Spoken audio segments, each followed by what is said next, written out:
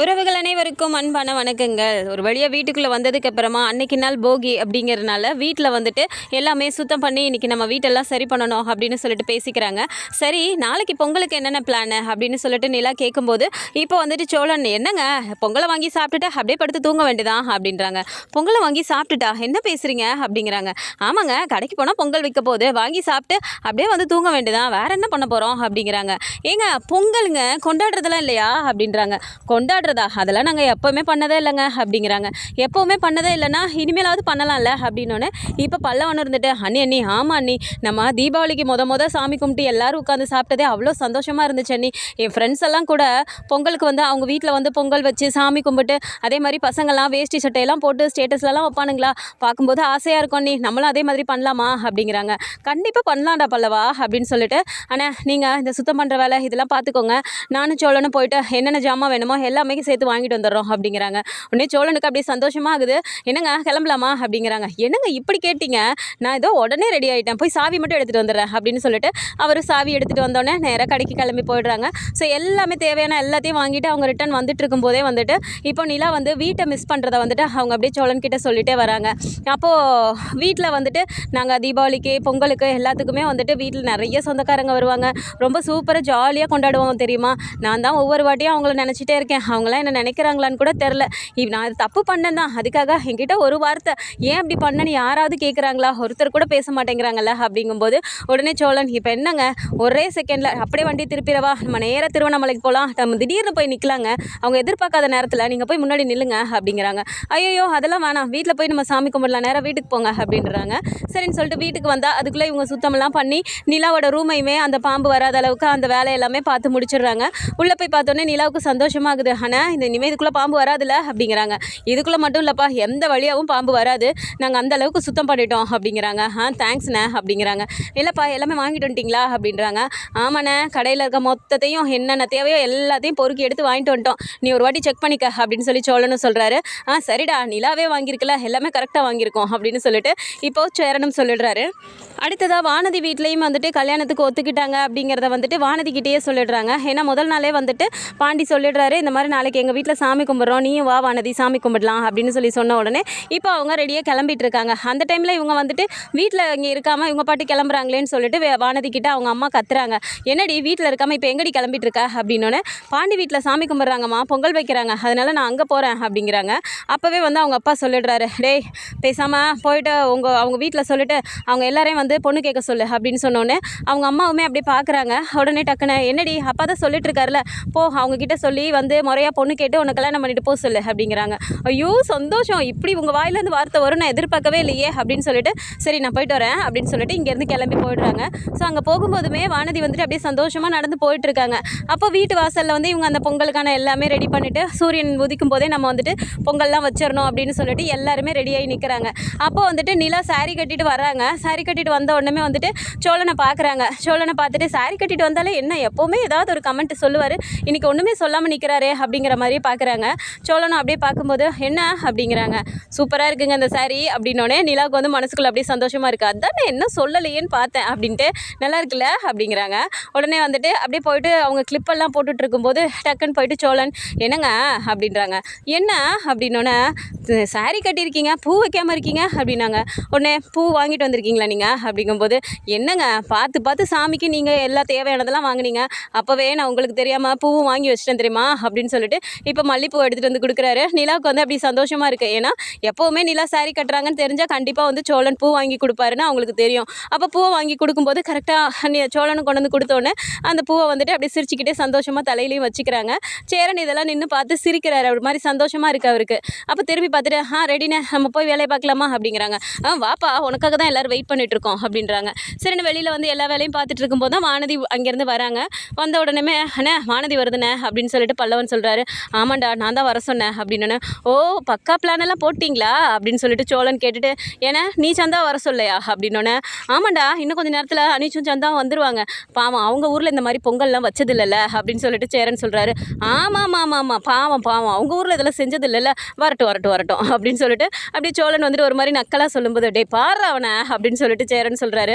உடனே நிலா வந்துட்டு, ஏன் இப்படி கிண்டல் பண்ணிகிட்டே இருக்கீங்க, வந்தால் என்னப்போ அப்படிங்கிறாங்க. ஏங்க நான் வர வேணான்னு சொல்லவே இல்லையே, எல்லாரும் எல்லாரும் ஜாலியாக இருக்கலான்னு தான் சொன்னேன் அப்படிங்கிறாங்க. சும்மா இருங்க வாயை வச்சுட்டு அப்படின்னு சொல்லிட்டு நிலா சொல்லிட்டு இப்போ அந்த வேலையெல்லாம் பார்த்துட்டு சாமி கும்பிடும்போது கரெக்டாக நடேசனை கூப்பிட்றாங்க. அங்கிள் வாங்க அப்படின்னோடனே நடேசன் வந்துட்டு பொங்கலுக்கு அந்த இதெல்லாமே வச்சதுக்கப்புறமா தேங்காய் உடைச்சி அவர் சாமியும் கும்பிட்றாரு. கும்பிட்டதுக்கப்புறமா எல்லோரும் வாங்க சாமி கும்பிட்டுக்கங்க அப்படின்னோடனே எல்லாருமே போய் சாமி கும்பிட்றாங்க. அப்போ வந்து நடேசன் வந்துட்டு டக்குன்னு விபூதி எடுத்து நிலாவுக்கு தான் ஃபஸ்ட்டு வச்சு விட்றாரு. அம்மா நீ இந்த வீட்டுக்கு வந்த கொலசாமிம்மா, நீ வந்ததுக்கப்புறம் தான் வீடு மாதிரி இருக்குது அப்படின்னு சொல்லிட்டு இப்போ அந்த விபூதியை வச்சு விடும்போது வானதிக்கு அப்படியே அவ்வளோ ஒரு கோவம் வருது. நம்மளும் தான் கூட நிற்கிறோம், நமக்கு எதுவும் சொல்கிறாங்களா பாரு, என்னதான் இருந்தாலும் சும்மா பேருக்கு வந்தவங்க தானே, என்னமோ முறைப்படி கல்யாணம் பண்ணிட்டு வந்த மாதிரி தான் ரொம்ப ஓவராக இந்த குடும்பத்தில் பில்டப் பண்ணுறாங்க அப்படிங்கிற மாதிரி ஒரு மாதிரி கடுப்பாக நினச்சிக்கிட்டே நிற்கிறாங்க. ஸோ சாமி கும்பிட்டுட்டு சாப்பிட்டுட்டு இருக்கும்போதே வந்துட்டு வானதி சொல்லிடுறாங்க, இந்த மாதிரி நான் உங்களுக்கு ஒரு சர்ப்ரைஸாக ஒரு குட் நியூஸ் சொல்ல போகிறேனே அப்படின்னோடனே வானதிக்கிட்ட இப்போ பாண்டி வந்துட்டு என்ன அப்படி சொல்ல போகிற அப்படின்னோடனே எங்கள் வீட்டில் நம்ம கல்யாணத்துக்கு சம்மதிச்சிட்டாங்க, அவங்க எல்லாரையும் வந்து எங்கள் வீட்டில் வந்து பொண்ணு கேட்க சொன்னாங்க அப்படின்னு சொன்ன உடனே இப்போ டக்குன்னு பாண்டியனே சொல்லிடுறாரு, என்ன வானதி உடனே வந்து பொண்ணு கேட்க சொன்னாங்கன்னு சொல்கிற, உங்கள் வீட்டில் ஒத்துக்கிட்டாங்கங்கிறது சந்தோஷம் தான், ஆனால் உடனேலாம் எப்படி பண்ண முடியும் அப்படிங்கிறாரு. என்ன பாண்டி இப்படி சொல்கிற அப்படின்னோடனே, ஆமாம் நான் தான் அன்றைக்கே உங்ககிட்ட சொன்னேனே, அண்ணனுக்கு கல்யாணம் ஆனதுக்கப்புறம் தான் நம்ம கல்யாணம், நான் தான் உங்ககிட்ட சொல்லியிருக்கேன்ல, அப்புறம் என்ன திரும்ப அதையே பேசிகிட்டு இருக்க அப்படின்னோடனே அந்த இடத்துல வானதி முகமே ஒரு மாதிரி ஆயிடுது. எல்லாருமே ஒருத்தருக்கு ஒருத்தர் பார்த்துக்கிட்டாலும் ஒன்றுமே பேச மாட்டேங்கிறாங்க. அதுக்கப்புறமா சாப்பிட்டெல்லாம் முடிச்சதுக்கப்புறம் இப்போ வானதி வெளியே நின்றுட்டு இருக்கும்போது பாண்டியும் வெளியே வராரு. அப்போ வந்துட்டு பாண்டிங்க வா உங்ககிட்ட கொஞ்சம் பேசணும் அப்படின்றாங்க. சொல்லு வானதி அப்படின்னோடனே, என்ன எங்கள் வீட்லேயே இவ்வளோ நாள் பிரச்சனை பண்ணிட்டு இருந்தாங்க, அவங்களே ஒத்துக்கிட்டாங்க, இப்போ என்னடனா நீ என்ன பாண்டி இப்படி சொல்கிற அப்படின்றாங்க. என்ன இப்போ நான் தப்பாக சொல்லிட்டேன், நான் ஏற்கனவே சொன்னதானே, நம்ம இதை பற்றி பேசியிருக்கோம்ல அப்படின்றாங்க. இல்லை அதுக்காக இப்போ என்ன சேரனனுக்கு வந்துட்டு நீங்கள் தனியாக வந்து நீங்கள் இப்போ பொண்ணு பார்க்க போகிறீங்க, பொண்ணெல்லாம் ரெடியாக தானே இருக்குது அப்படிங்கிறாங்க. சரி வானதி இப்போ பொண்ணு ரெடியாக தான் இருக்குது, உடனே கல்யாணமாக பண்ணிடலான்னு வச்சுக்கோ, ஆனால் கல்யாணம் பண்ணி உங்களை கூட்டிகிட்டு வந்துட்டு உங்கள் 2 பேரையும் கூப்பிட்டு வந்துட்டு எங்கே இருக்க முடியும், எங்கள் வீட்டை பார்த்தில்ல, எங்கே இருக்குது ரூமெல்லாம் கட்டிட்டு அதுக்கப்புறம் தான் கல்யாணம் பண்ண முடியும், அதுக்கு அடுத்த வேலையை நாங்கள் அதை தான் பார்க்க போகிறோம் அப்படின்னு சொல்கிறாங்க. என்ன பாண்டி நீ பேசிகிட்டு இருக்க, இந்த ரூம் சும்மா தானே இருக்குது அப்படிங்கிறாங்க. எந்த ரூம் சும்மா இருக்குன்னு நீ சொல்லிட்டு இருக்க, ஒரு ரூமில் அண்ணி இருக்காங்க, இன்னொரு ரூமில் நாங்கள் பசங்க எல்லாரோட திங்ஸும் அதில் இருக்குது, இப்போ எந்த ரூம் ஃப்ரீயாக இருக்குன்னு நீ சொல்கிற அப்படின்றாங்க. ஆமாம் அவங்க அண்ணி அந்த ரூமில் இருந்தால் மட்டும் அப்படியே உங்கள் அண்ணன் கூட அந்யோன்யமாக வாழ்ந்துட்டு இருக்காங்களா, அவங்க அந்த ரூமில் சும்மா தானே இருக்காங்க, பேசாமல் அவங்கள எங்கேயாவது ஹாஸ்டலுக்கு அனுப்பிடுங்க, நம்ம கல்யாணம் பண்ணிட்டு அந்த ரூமில் நம்ம இருந்துக்கலாம் அப்படின்னு சொன்னோன்னே இந்த இடத்துல பாண்டிக்கு ரொம்பவுமே கோவம் வருது. ஸோ இவங்க பேசிகிட்டு இருக்க இந்த கேப்பில் உள்ளார எல்லாருமே சாப்பிட்டு முடிச்சு எழுந்தோடனே இப்போ வந்து பல்லவன் கேட்குறாரு, அண்ணி வாங்க நீ எல்லாருமே சேர்ந்து ஃபோட்டோ எடுக்கலாம், நான் ஸ்டேட்டஸ் வைக்கணும் அண்ணி, என் ஃப்ரெண்ட்ஸ் எல்லாருமே ஸ்டேட்டஸ் வச்சுட்டானுங்க அப்படின்னு சொல்லி கூப்பிட்றாங்க. உடனே நிலாவும் சரி வாங்க எல்லோரும் ஃபோட்டோ எடுக்கலாம் அப்படின்னு சொல்லிட்டு இப்போ அங்கிள் ஒரு நிமிஷம் வாங்கலைங்க அப்படின்னு சொல்லி கூப்பிட்றாங்க. சரி நான் அவரும் வந்தோன்னே என்னம்மா அப்படின்றாங்க. வாங்க அங்கிள் எல்லாருமே சேர்ந்து ஃபோட்டோ எடுக்கலாம் அப்படின்னோடனே அப்படியே சுற்றி எல்லாரையும் பார்க்குறாரு. பார்த்துட்டு ஏண்டா எவனுக்காவது என்னை கூப்பிடுன்னு தோணுச்சா, எப்போ பார்த்தாலும் ஃபோட்டோ எடுக்கணும்னா என் மருமக மட்டும்தான் கூப்பிடுது, நீங்களாம் சும்மாடா அப்படின்னு சொல்கிறாங்க. நாங்கள் கூப்பிட்டா என்ன, உன் மருமக கூப்பிட்டா என்ன, அதான் கூப்பிட்டாங்கல்ல அப்படின்னு சொல்லிட்டு இப்போ சோழன் சொல்கிறாரு, டேய் போங்கடா, நீங்களாம் என்ன தான் இது பண்ணாலும் உங்களுக்குலாம் கொட்டி கொட்டி நான் வளர்த்தாலும் கடைசியில் என் மருமகளுக்கு ஈடாகவே மாட்டிங்களாடிங்க அப்படின்னு சொல்லிட்டு அவர் சொல்கிறாரு. அப்போ அந்த இடத்துல சோழனுக்கு சந்தோஷமாக இருந்தாலும் அப்படியே ஒரு மாதிரி தான் பேசிகிட்டு இருக்காரு. அப்போவுமே நிலா சிரிச்சுக்கிட்டே சரி வாங்க அங்கிள் ஃபோட்டோ எடுக்கலாம் அப்படிங்கும்போது அந்த இடத்துல பாண்டி இல்லை அப்படின்னோடனே, எங்கே பாண்டி அப்படின்னோடனே இதோ வெளியே நின்றுட்டு இருக்காங்க அப்படின்னோடனே டக்குன்னு இப்போ பல்லவன் என்ன சொல்கிறாரு, அண்ணி வாங்க நீ வெளியில் தான் நம்ம எல்லாம் செட்டப்லாம் போட்டிருக்கோம்ல, அங்கேயே நின்று எடுக்கலாம் அப்படின்னு சொல்லிட்டு இப்போ எல்லாருமே வெளியில் வந்துடுறாங்க. இவங்க வெளியில் வர அந்த கேப்பில் தான் வந்துட்டு வானதி இந்த மாதிரி ஒரு விஷயத்தை வந்து அவங்க சொல்லிடுறாங்க. ஸோ இந்த விஷயம் வானதி சொன்னதை வந்துட்டு எல்லாருமே காதில் வாங்கிடுறாங்க. இதை கேட்டோன்னே அப்படியே சோழனுக்கு பயங்கரமாக கோவம் வருது. யாரை பார்த்து இவன் என்ன வார்த்தை சொல்லிட்டு இருக்கா அப்படின்னு சொல்லிட்டு அப்படி ஒரு கோவம் வருது. நிலாவுமே அதில் காதில் வாங்கினோடனே டக்குன்னு இப்படி சோழன் கோவத்தில் அப்படி முன்னாடி போகும்போது சோழன் நில்லுங்க அப்படின்னு சொல்லிட்டு இப்போ நிலாவே போகிறாங்க. போயிட்டு என்ன வானதி நான் இருக்க ரூம் வந்து உனக்கு வேணுமா அப்படின்னு சொல்லி கேட்குறாங்க. அப்படியே வானதி ஒரு மாதிரி பார்த்துட்டு இல்லை நீங்கள் அந்த ரூமில் சும்மா தானே இருக்கீங்க, நீங்கள் ஒன்றும் ஹஸ்பண்ட் அண்ட் ஒய்ஃபாலாம் வாழலையே அப்படிங்கிறாங்க. சரி அதுக்காக இப்போ உனக்கு அந்த ரூம் வேணுமா, நீ கல்யாணம் பண்ணிட்டு வந்தோடனே அந்த ரூமை நான் உனக்கு கொடுக்கணும்னு நீ நினைக்கிறியா அப்படிங்கிறாங்க. இல்லை சும்மா தான் நான் பாண்டிக்கிட்ட பேசிகிட்டு இருந்தேன் அப்படின்னோடனே பாண்டி டக்குன்னு இருந்துட்டு ஏங்க நீங்கள் எதுவும் தப்பாக நினச்சிக்காதீங்க, அவள் ஏதோ பேசிட்டா நான் பார்த்துக்கிறேன், வானதி வாய் வச்சுட்டு சும்மா இருக்க மாட்டியா அப்படிங்கிறாரு. உடனே நிலா இருந்துட்டு சரி விடுங்க இருங்க அப்படின்னு சொல்லிட்டு இப்போ என்ன உங்களுக்கு அந்த ரூம் வேணும் அவ்வளோதானே, நான் தாராளமாக கொடுக்குறேன், நான் கூட இங்கே இருந்துக்கிறேன் ஹாலில் அப்படின்னு சொல்கிறாங்க. உடனே டக்குன்னு நடேசன் இருந்துட்டு ஏம்மா என்னம்மா பேசிகிட்டு இருக்க, அது உன்னோட ரூமு, நீ எதுக்காக அவளுக்காக வந்து நீ ஹாலில் தங்கிட்டு இருக்கணும் அப்படிங்கிறாங்க. இல்லை அங்கிள் பரவாயில்ல இருக்கட்டும் விடுங்க, அதான் வானதி ஆசைப்படுதில்ல அப்படின்னு சொன்னோன்னே இப்போ டக்குன்னு நடேசன் வந்துட்டு இங்கே பாரு நீ வந்துட்டு இன்னும் எங்கள் வீட்டுக்குள்ளார மருமகளாகவே வரல, ஆனால் நீ வந்துட்டு இப்போவே வந்துட்டு இவ்வளோ ஆட்டம் போட்டுட்ருக்கியா அப்படின்னு சொல்லிட்டு நடேசன் அப்படியே கோவமாக பேசுகிறாரு. சொல்கிறாரு. அப்படியே வானதி உம்முனே மூஞ்சி வச்சுட்டு நின்றுட்டு இருக்காங்க. என்ன எப்போ பார்த்தாலும் நிலாவை சும்மா இருக்கான்னு சொல்லிகிட்டே இருக்க. அவள் இந்த வீட்டுக்கு வந்ததுலேருந்து வீடு வீடாகவே இருக்குது. அது முதல்ல உனக்கு தெரியுமா? அவள் தான் இந்த வீட்டோட கொலை விளக்கு. யார் வந்து என்ன சொன்னாலும் சரி, நிலாவுக்கு அப்புறம் தான் நீங்கள் யாராக இருந்தாலும். சும்மா ஏதாவது நிலாவை சொல்லிட்டு இருந்தீங்க, அவ்வளோதான். இப்போ கூட என் மருமக என்ன வார்த்தை சொன்னா பார்த்தியா? நீ இன்னும் இந்த வீட்டுக்கே வரல, ஆனாலும் நீ இந்த வீட்டுக்கு வந்து அந்த ரூம் உனக்கு வேணும்னா நான் உனக்கு விட்டு தரேன்னு சொல்கிறா. அதுதான் என் மருமகளோட பெருந்தன்மை. நீ எல்லாம் அவள் கால் தூசிக்கு வருவியா அப்படின்னு சொல்லிட்டு டக்குன்னு வானதியை பார்த்து கேட்டுடுறாரு. அப்படியே வானதிக்கு ஒரு மாதிரி அழுகையாக வருது. வேக வேகமாக கிளம்பி அவங்க போயிடுறாங்க. டக்குன்னு திரும்பி பார்த்துட்டு, அங்கிள் ஏங்கிள் நீங்கள் இப்படிலாம் பேசுகிறீங்க அப்படிங்கிறாங்க. நீ சும்மா நேருமா, இப்போவே அவளை வந்து தட்டி வச்சாதான், இன்னும் வீட்டுக்குள்ளே வந்துட்டானா என்னென்ன பேச்சு பேசுவா அப்படின்னோடனே இப்போ சோழனுக்கு பயங்கரமாக கோவம் வந்துடுது. டேய் பாண்டி, உனக்காக தான்டா நான் பார்த்துட்ருக்கேன், ஒரு அளவு தான் பொறுமையாக போவேன். அன்னைக்கு என்னடானா ஃபேக் மேரேஜ்னு சொல்லிட்டு வாசலில் நின்று அந்த கத்திட்டு போகுது. இப்போ என்னடானா இப்படி வந்து சொல்லிட்டு இருக்கு, என்னடா நினச்சிட்டு இருக்க அப்படின்னு சொல்லிட்டு இப்போ சோழன் கிட்ட கத்தினோன்னே, டே அது பேசுனது தப்பு தானே எனக்கே தெரியுதுடா, ப்ளீஸ்டா விடுடா எனக்காகடா அப்படிங்கிறாங்க. இங்கே பாருடா, நிலாவை வந்து யார் என்ன பேசினாலும் நான் பொறுத்துட்டு இருக்கணும்னு எந்த அவசியமும் இல்லை. அவள் இந்த வீட்டுக்குள்ளே வரல, அதுக்குள்ளே என்ன இவ்வளோ பேச்சு பேசிகிட்டு இருக்கா அப்படின்னு சொன்னோன்னே, டே ப்ளீஸ்டா எனக்காகடா, நான் பேசிக்கிறேன்டா அப்படின்னு சொல்லிட்டு அவர் சொல்கிறாரு. ஸோ நேராக ஒரு மாதிரி அழுத மூஞ்சியோடே வந்துட்டு வானதி நேராக வீட்டுக்குள்ளே போகிறாங்க. உள்ளே போனோடனே அவங்க அம்மாவும் பார்க்குறாங்க, அவங்க அப்பா அவங்க அண்ணன் எல்லாருமே பார்க்குறாங்க. பார்த்துட்டு டக்குன்னு அவங்க அம்மா, என்னடி அவங்க வீட்டுக்கு போனியே, சொல்லிட்டியே நாங்கள் இந்த மாதிரி சொன்னோன்னு அப்படிங்கிறாங்க. ஆமாம் சொல்லிட்டேன் அப்படின்னு கடுப்பாக பேசுகிறாங்க. என்னடி அழுத மூஞ்சியோட வந்திருக்க, இங்கேருந்து போகும்போது நல்ல பூவெல்லாம் வச்சுட்டு மேக்கப்லாம் பண்ணிவிட்டு மினிக்கிட்டு போனேன், இப்போ எதுக்குடி இப்படி வர அப்படின்னோன்னே அப்போ உடனே அவங்க சொல்கிறாங்க, ஆமாம் அந்த வீட்டில் வந்துட்டு எதை பேசினாலும் எதுக்கெடுத்தாலும் அண்ணன் தான் சொல்லிட்டு இருக்கான். அவங்க அண்ணனுக்கு கல்யாணம் பண்ணதுக்கப்புறம் தான் என்னை பொண்ணு கேட்கவே வருவாங்களாம். அதுவும் இல்லாமல் அவங்க வீட்டில் ரூமெல்லாம் இல்லையா, ரூமெல்லாம் கட்டிட்டு அதுக்கப்புறம் தான் கல்யாணம் பண்ணுவாங்களாம் அப்படிங்கிறாங்க. உடனே அவங்க அப்பா இருந்துட்டு, அந்த பையன் சொல்கிறதும் வாஸ்தவம் தானே, வீட்டில் மூத்தவன் இருக்கும்போது அப்போ அடுத்தவங்களை கல்யாணம் பண்ணால் எப்படி அது சரியாக வருமா, அந்த பையன் சொல்கிற மாதிரியே பண்ணிக்கலாம் அப்படிங்கிறாங்க. என்ன எதுக்கு எடுத்தாலும் நீங்களும் பாண்டிக்கே சப்போர்ட் பண்ணிட்டு இருக்கீங்க அப்படிங்கிறாங்க. இங்கே பாருடி, நீ எல்லாமே அவசரத்தில் உன் இஷ்டத்துக்கு பண்ணிட்டு இருக்க. அந்த பையனோட நல்ல குணத்துக்காக தான் அந்த பையனுக்கு கல்யாணம் பண்ணி கொடுக்குறோன்னே நாங்கள் சம்மதிச்சோம். அந்த பையன் எது பண்ணாலும் கரெக்டாக தான் இருக்கும். ஒழுங்காக நீ வந்துட்டு வாயை அடக்கிட்டு ஒழுங்காக இருக்க பாரு. ஏண்டி அதை சொன்னதுக்கு இப்போ நீ அழுதுட்டு வந்த அப்படின்னு சொல்லி அவங்க அம்மா கேட்குறாங்க. அதுக்கு மட்டும் இல்லை, அந்த ரூமு இப்போ அவங்க அண்ணி இருக்காங்களே, அந்த வீடு அந்த இருக்கிற ரூம் வந்துட்டு ஒன்றும் இல்லை, அவங்க சும்மா தான் அந்த ரூமில் இருக்காங்க. அதனால் அந்த ரூமில் நம்ம இருந்துக்கலாம், இப்போவே கல்யாணம் பண்ணலான்னு நான் சொன்னேன். எல்லாரும் சேர்ந்து என்னை திட்டாங்க. அந்த மருமக தான் பெருசாக, அவங்க சும்மா ஃபேக் மேரேஜ் தான் பண்ணியிருக்காங்க தெரியுமா. அவங்க சும்மா பேருக்கு கல்யாணம் பண்ணிட்டு வந்துட்டு அவங்க ஒன்றும் ஹஸ்பண்ட் அண்ட் ஒய்ஃபாலாம் அங்கே வாழலை, அவங்க லவ் மேரேஜும் பண்ணலை. அந்த சோழன் ஏமாற்றி தான் கல்யாணம் பண்ணிட்டு வந்திருக்காரு அப்படிலாம் சொல்லிட்டு இவங்க எல்லாத்தையும் எடுத்து சொன்ன உடனே அவங்க அப்பாவுக்கு அப்படியே ஒரு மாதிரி ஆகுது. அப்போ உடனே என்ன சொல்கிறாங்க, இங்கே பாரு உன் மகளை ஒழுங்காக வாயை அடக்கிட்டு இருக்க சொல்லு. நம்ம வீட்டில் இருக்கிற மாதிரியே இப்படியே இந்த மாதிரிலாம் பண்ணிவிட்டு அந்த வீட்லேயும் போய் இருக்கணும்னு நினச்சா அவள் தேவையில்லாமல் அவள் தலையிலே மண்ணள்ளி கொட்டிக்க போகிறா, ஒழுங்காக கவனமாக இருக்க சொல்லு அப்படின்னு சொல்லிட்டு அவங்க அப்பா சொல்லிட்டு கிளம்பி போயிடுறாரு. அப்போ அதை கேட்டோன்னே அவங்க அம்மா கிட்டே வந்துட்டு வானதி அப்படியே கத்திட்டு அவங்க பாட்டுக்கு உள்ளே போயிடுறாங்க.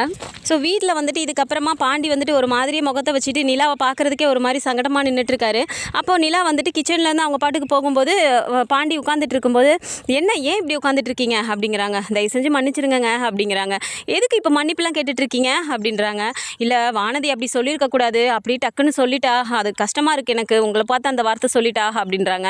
உடனே ஐயோ ப்ளீஸ் விடுங்க, அது சின்ன பொண்ணு, அதுக்கு என்ன தெரியும், இன்னும் வாழ்க்கையில் பக்குவம் பத்தலை, ஏதோ பேசிட்டு போயிடுச்சு விடுங்க, அதை பற்றி நானே பெருசாக எடுத்துக்கல, நீங்கள் ஏன் வருத்தப்பட்டுட்டு இருக்கீங்க அப்படிங்கிறாங்க. உடனே பாண்டி இருந்துட்டு, இது உங்கள் பெருந்தன்மைங்க, அதுக்காக அவள் பேசினது தப்பு தானே, அவளுக்காக நான் மன்னிப்பு கேட்டுக்கிறேன், என்ன மன்னிச்சிருங்க அப்படிங்கிறாங்க. ஐயோ அதெல்லாம் ஒன்றும் இல்லை, கொஞ்சம் சில விஷயங்கள்லாம் வந்துட்டு கூட்டு குடும்பத்தில் இருக்கோன்னா கொஞ்சம் நெஞ்சம் அனுசரித்து தான் போகணும், வானதி கிட்ட கொஞ்சம் சொல்லி எடுத்து புரிய வச்சிங்கனாலாம் போதும், மற்றபடி வானதி நல்ல பொண்ணு தான் அப்படின்னு சொல்லிட்டு இப்போ நிலா உள்ளே போயிடுறாங்க. இது எல்லாத்தையுமே சோழன் சேரன் எல்லாருமே நின்று கேட்டுகிட்டே இருக்காங்க. உடனே பாண்டிக்கிட்ட போயிட்டு பேசுகிறாங்க. பாருடா இந்த நிலமையில கூட நிலா எப்படி சொல்லிட்டு போகுது பற்றியா, இதே வேறு யாராவது இருந்திருந்தால் நான் தான் இந்த வீட்டில் இருக்கேன், நீ இன்னும் வீட்டுக்குள்ளேயே வரல, நீ எப்படி என்ன பேசுவேன்னு சொல்லிட்டு இந்நேரம் எப்படிலாம் சண்டை போட்டிருப்பாங்க. ஆனால் நிலா எப்படி சொல்லிட்டு போகுது பற்றியா, அதுதான்டா நிலா, இதே மாதிரி வானதியும் இருந்தால் எவ்வளோ நல்லா இருக்கும் அப்படின்னு சொல்லிட்டு சேரன் சொல்கிறாரு. நான் என்னென்ன பண்ணட்டும், இப்போ எதுக்கு எடுத்தாலும் ஒரு மாதிரி பிடிவாதம் பிடிக்கிறா, அவன் நினச்சது தான் நடக்கணும்னு அவள் பாட்டுக்கு நினச்சிக்கிறானே, என்னால் என்ன பண்ணுறதுனே தெரியல அப்படிங்கிறாங்க. உடனே சோழன் சொல்கிறாரு, இங்கே பாருடா பாண்டி, நீ தான் பார்த்து ஒழுங்காக கொண்டு வரணும், இப்போவே வந்துட்டு நீ மண்டே ஆட்டிட்டு இருந்தேன்னு வச்சுக்கோ, அவ்வளோதான், பின்னாடி நீ தான் கஷ்டப்படுவ, ஏதோ நிலாவாக இருக்கவனால இப்படி சொல்லிட்டு போகிறா, இன்னும் நான் இந்த இடத்துல இருந்திருந்தேன்னு வச்சுக்கோவேன் நடக்கிறதே வேறு, இவ்வளவும் நான் உனக்காக மட்டும்தான் பொறுத்துட்ருக்கேன், ஆனால் எல்லா நேரமும் இப்படி நான் பொறுத்துட்ருப்பேன்னா நீ நினச்சிட்டு இருக்காத, அவ்வளோதான் சொல்லிட்டேன் அப்படின்னு சொல்லிட்டு இப்போ சோழன் வந்து கோவமாக சொல்லும்போது சரின்னு சொல்கிறாரு. டேய் விடுறா, அந்த பொண்ணு பேசிட்டு போனதுக்கு எதுக்குடா இவனை திட்டிகிட்டு இருக்க அப்படின்றாங்க. அந்த பொண்ணு பேசுதுன்னா யார் மூலமாக பேசுது, இவனை வச்சு தானே பேசுது அப்படின்னு சொல்லிட்டு இப்போ சோழனும் பாண்டியும் அப்படியே மாற்றி மாற்றி அப்படியே பேசிகிட்டு இருக்கும்போது அவங்களுக்குள்ளார அப்படியே சண்டை வந்துடுது. டக்குன்னு நடேசன் எழுந்து உள்ளே வந்துடுறாரு. வந்துட்டு டேய் நிறுத்துங்கடா, எத்தனை வயசானாலும் இந்த அடிச்சுக்கிறத மட்டும் நீங்கள் நிறுத்துக்கவே மாட்டீங்களா அப்படின்னு சொல்லி கத்துறாரு. வாயா, உன் முன்னாடி தானே அந்த பொண்ணு அவ்வளோ பெரிய வார்த்தை சொல்லிட்டு போச்சு, பாரு நிலாவை இப்படி சொல்லிட்டு போகுது அப்படின்னா, டேய் எனக்கு மட்டும் கோவம் வரலையா, அந்த பிள்ளை சொல்லிட்டு போச்சுன்னா அதுக்காக அப்படியே விட்டுருவாங்களா நிலாவை அப்படின்னு சொல்கிறாங்க. நிலா இங்கே பாருமா, நம்ம சேரனுக்கு கல்யாணம் பண்ணுறப்பையும் சரி, பாண்டிக்கு கல்யாணம் பண்ணுறப்பையும் சரி, நீ தான் முன்னாடி மூத்த மருமகளாக இருந்து எல்லா வேலையும் பார்க்குற, அதுக்காக அவங்க இவங்க சொல்கிறாங்கங்கிறக்காக உன்னை அப்படிலாம் நான் விட்டுற மாட்டேன் அப்படிங்கிறாரு. அங்கிள் நான் இதை பெருசாகவே எடுத்துக்கல, விடுங்களேன் அப்படிங்கிறாங்க. சரிம்மா இங்கே வா, உங்ககிட்ட ஒன்று பேசணும் அப்படின்னோடனே, என்ன அங்கிள் அப்படிங்கிறாங்க. டேய் நீங்களாம் என்ன வாயை பார்த்துட்ருக்கீங்க, நான் நிலாக்கிட்ட மட்டும் பேசணும் அப்படின்னோடனே, பேசுங்க நாங்கள் என்ன பண்ணோம் அப்படின்றாங்க. ஐயய்ய இவங்கெல்லாம் டீசென்ட்டே தெரியாதவனுங்கம்மா, அன்டீசென்ட் ஃபெலோஸ், வா நம்ம வெளியே போய் பேசலாம் அப்படின்னு சொல்லிட்டு நேராக அப்போ நிலாவை கூட்டிகிட்டு வெளியே போயிடுறாரு. ஆமாம் இந்த ஆள் ரொம்ப டீசெண்டான ஆள் தான் அப்படின்னு சொல்லிட்டு இப்போ வீட்டில் வந்துட்டு சோழன் எல்லாமே கலாச்சிட்டு இருக்காங்க. இப்போ வெளியில் கூட்டு போனோன்னே, சொல்லுங்க அங்கிள் அப்படின்னு சொல்கிறாங்க. ஏமா இப்போ வரவ போகிறவெல்லாம் இந்த மாதிரி பேசுகிறானா, தப்பு நம்ம மேலே இருக்குல்லம்மா அப்படிங்கிறாங்க. தப்பு நம்ம மேலே இருக்கா, நம்ம என்ன அங்கிள் தப்பு பண்ணோம் அப்படிங்கிறாங்க. ஆமாம் இந்த வீட்டுக்கு நீ மருமகளாக வந்துட்ட, ஊரறிய எல்லாத்துக்குமே வந்துட்டு நீ தான் சோழனோட பொண்டாட்டி, என்னோட மருமக அப்படிங்கிறது எல்லாருக்குமே தெரியும். ஆனால் இப்படி கழுத்தில் நீ தாலி இல்லாமல் இந்த இப்படி ஒரு செயினை மட்டும் போட்டுட்டு இருந்தீங்கன்னா வரவ போகிறவெல்லாம் இலக்காரமாக தானே நினைப்பா, நீ முதல்ல அந்த தாலி எடுத்து கழுத்தில் போடு அப்படிங்கிறாங்க. அப்படி நிலாவுக்கு ஒரு மாதிரியே இருக்கு. என்னம்மா நான் சொல்கிறேன்ல, அந்த தாலியை எடுத்து நல்ல நேரம் பார்த்து கழுத்தில் போடுற நீ அப்படிங்கிறாங்க. அப்போவே நிலாக்கு வந்து ஒரு மாதிரியே இருந்தாலும் சரி அங்கிள் செய்கிறேன் அப்படிங்கிறாங்க. என்ன தயக்கமாக இருக்கோ, நம்ம ஏதோ ஒரு அதில் கழட்டி வச்சிட்டோம், இப்போ எப்படிடா போடுறது, நம்ம இங்கே டைவர்ஸ் வேறு அப்ளை பண்ணியிருக்கோமேன்னு சொல்லிட்டு உனக்கு யோசனையாக இருக்கா அப்படிங்கிறாங்க.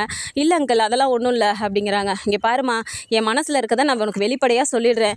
மாமா வந்துட்டு இந்த குடும்பத்தில் வந்துட்டு ஒரு மூத்த மனுஷனாக இருக்கேன்னு சொல்லிட்டு நான் பேசுகிறேன், நீ நினச்சாலும் சரி, உன் மேலே இருக்க அக்கறையில் நான் பேசுகிறேன்னு நினச்சாலும் சரி, ஆனால் நீ இல்லாமல் இந்த வீடு இல்லைம்மா, உன்னால் நாங்கள் இல்லாமல் இருக்க முடியுமா அப்படிங்கிறாங்க. என்ன அங்கிள் இப்படிலாம் பேசுகிறீங்க, நீங்கள் இல்லாமல் எப்படி நான் இருப்பேன் அப்படிங்கிறாங்க. தெரியுதுல்ல, அப்புறம் இந்த டைவர்ஸ் கிவர்ஸ்லாம் ஏதோ ஒரு அவசரத்தில் அப்ளை பண்ணி வச்சிட்டிங்க, அடுத்தது இப்போ நீங்கள் போவீங்கல்ல, போகும்போது எனக்கு அதெல்லாம் வேணாம், நான் ஒழுங்காக என் குடும்பத்தோடய இருக்கேன்னு சொல்லிட்டு அங்கே போய் வாயை திறந்து சொல்லிவிட்டு வீட்டுக்கு வந்துடுங்க, மாமா ஒரு நல்ல நாளாக பார்த்து கோயிலுக்கு கூப்பிட்டு போயிட்டு சோளம் கையாலே உனக்கு வந்து அந்த தாலியை கழுத்தில் போட வைக்கிறேன், நல்ல சந்தோஷமாக வாழுங்கம்மா, அதை பார்க்குறதுக்கு தானே நான் இருக்கேன், உன்ன மாதிரி ஒரு பொண்ணெல்லாம் இந்த குடும்பத்துக்கு கிடைக்கவே கிடைக்காது அப்படின்னு சொல்லிட்டு அவர் சொல்கிறாரு. நிலா அப்படியே சிரிச்சிட்டே நிற்கிறாங்க. என்னம்மா இந்த சிரிக்கிற சிரிப்பை நான் சமாதானம் நினச்சிக்கிட்டுமா அப்படிங்கும்போது இன்னமுமே நல்லா அழகாக நிலா சிரிக்கிறாங்க. அப்பாடா என் மருமக சிரிச்சிருச்சு, இது போதுமா எனக்கு அப்படின்னு சொல்லிட்டு அவரும் சொல்கிறாரு. ஸோ சிரிச்சுக்கிட்டே நிலாவும் உள்ளே போகிறாங்க. அப்போ உடனே சோழன் நின்றுட்டு, என்ன ரெண்டு பேரும் போய் என்ன பேசிட்டு வந்தீங்க அப்படிங்கிறாங்க. என்ன நாங்கள் என்ன வேணால் பேசுவோம், எல்லாத்தையும் உங்ககிட்ட சொல்லிட்டு இருக்கணுமா அப்படிங்கிறாங்க. அது சரிங்க, நானும் கொஞ்ச நாளாக கவனிச்சுட்டு தான் இருக்கேன், அந்த ஆளை நீங்கள் தனியாக கூப்பிட்டு போய் பேசுகிறதும் அந்த ஆள் உங்களை தனியாக கூப்பிட்டு போய் பேசுகிறதும் என்னமோ ரெண்டு பேருக்குள்ளார ஒரு சீக்ரெட் இருக்குது, அது என்னன்னு தான் தெரிய மாட்டேங்குது அப்படிங்கிறாங்க. ஆமாம் நாங்கள் பெரிய ஒரு சிதம்பர ரகசியத்தை பேசுகிறோம், அதை நீங்கள் வந்து கண்டுபிடிங்க அப்படிங்கிறாங்க. இதுலேயே தெரியுது ஏதோ ஒரு ரகசியம் இருக்குன்னு அப்படின்னு சொன்னோன்னே இப்போ சேரனும் வந்துட்டு என்னப்பா அப்படிங்கிறாங்க. ஆமாம் நானும் அங்கிளும் ஏதோ இப்போ சிதம்பர ரகசியம் நாங்கள் பேசுகிறோமாண்ணே, அதை வந்து இவர்கிட்ட நாங்கள் சொல்லலையாம் அப்படிங்கிறாங்க. உடனே சேரனும் சிரிச்சிட்டு, டேய் அப்பா என்னத்தடா பேசுகிற போகிறார் நிலா கிட்ட அப்படிங்கிறாங்க. அண்ணே ரொம்ப கவனமாக இருக்கணும்னே, ரெண்டு பேரும் கூட்டு சேர்ந்து என்னமோ ஒன்று பண்ணுறாங்க அப்படிங்கிறாங்க. டேய் நிலா எது பண்ணாலும் நம்ம எல்லாரோட நல்லதுக்கு தாண்டா பண்ணோம், போடா போய் வேலையை படுறா அப்படின்னு சொல்கிறாரு. சோழன் இந்த இடத்துல சிரிச்சிட்டு, என்னண்ணே என் பொண்டாட்டியை பற்றி எனக்கு தெரியாதா அப்படின்னு சொல்லிட்டு சொன்னோன்னே, ரொம்ப தான் நல்லா தான் தெரியும் உங்களுக்கு அப்படின்னு சொல்லிட்டு நிலா சிரிச்சுக்கிட்டே உள்ளே போயிடுறாங்க. இப்போ உடனே பல்லவன் பார்த்துட்டு, என்னென்ன பொண்டாட்டின்னு சொல்கிற, அண்ணி எதுவுமே சொல்லாமல் போகிறாங்க அப்படிங்கிறாங்க. டேய் இப்போ மட்டும் இல்லைடா, காலையில் நாங்கள் பொங்கலுக்கு பர்ச்சேஸ் பண்ணிட்டு வந்துட்டு இருந்தோம்ல, அப்போவே நான் சொன்னேன்டா, ஹஸ்பண்ட் அண்ட் ஒய்ஃபாக இப்போ தான் ஃபஸ்ட் டைம் நாங்கள் வாங்கிட்டு வரோம் அப்படின்னு சொல்லிட்டு நான் சொன்னேன்டா, அப்போவே ஏதாவது திட்டுவாளோன்னு எதிர்பார்த்தேன், ஆனால் சிரிச்சிட்டே ஒன்றும் சொல்லலடா, இதோ இப்போ பார்த்தியா இப்போ கூட நான் என் பொண்டாட்டின்னு சொன்னேன், அப்போ கூட ஒன்றுமே சொல்லாமல் போகிறா, இப்போவே தெரியலையாடா உங்களுக்கு, அவள் என்னை மனசில் லவ் பண்ண ஆரம்பிச்சிட்டாடா அப்படின்னு சொல்லிட்டு இப்போ சோழன் சொல்கிறாரு. சரிண்ணே சேர்ந்து வாழ்ந்தா அண்ணி இந்த வீட்டிலே இருந்தால் எனக்கு சந்தோஷம் தானே அப்படின்னு சொல்லிட்டு இப்போ பல்லவனை சொல்கிறாரு. ஸோ இந்த மாதிரியான கதைக்களம் வந்தால் நல்லா இருக்கும்னு நினச்சிங்கன்னா மறக்காமல் நம்மளோட சேனலை சப்ஸ்கிரைப் பண்ணிக்கோங்க. அண்ட் வீடியோ பிடிச்சிருக்கு அப்படின்னா சின்னதாக லைக்கை மட்டும் கொடுத்துருங்க. தேங்க்ஸ் ஃபார் வாட்சிங்.